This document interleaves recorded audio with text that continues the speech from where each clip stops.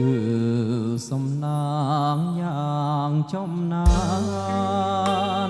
ដែលវាសនាបា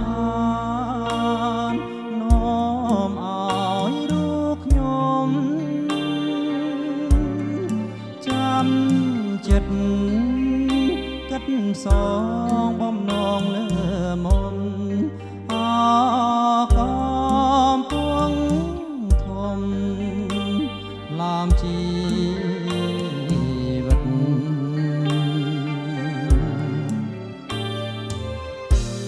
រੂក្លិន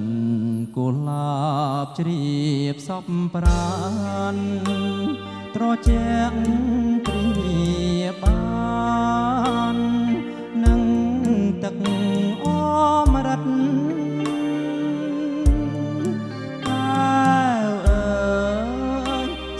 ស្ងួននួននាងអា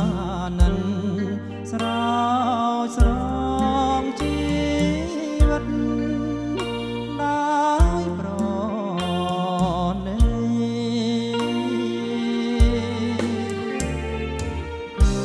រៀមសូ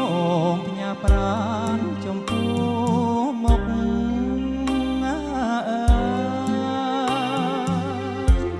មានភ្នំសន្ទុកជាសាកស័យ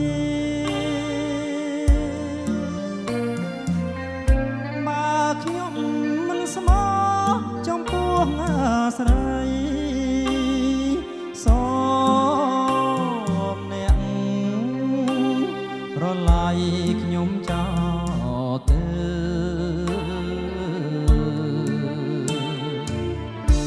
អកុំពួងធំជំរុំចិត្តសូមផ្ញើជីវិតរឿងពិតនឹងបើ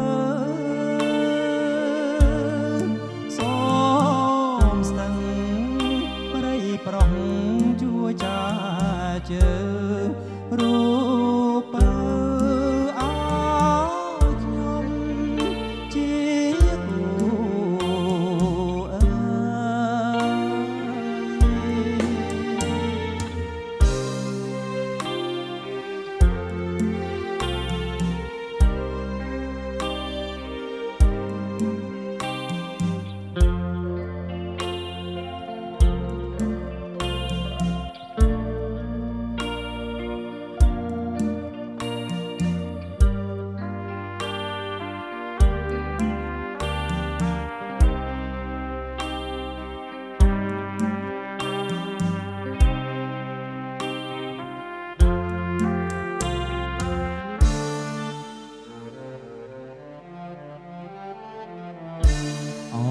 កំពួងធំ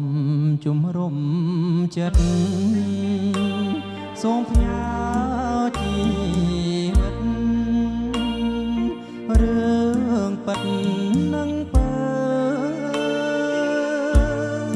សូមស្ទឹងព្រៃប្រុងជួយចាជើ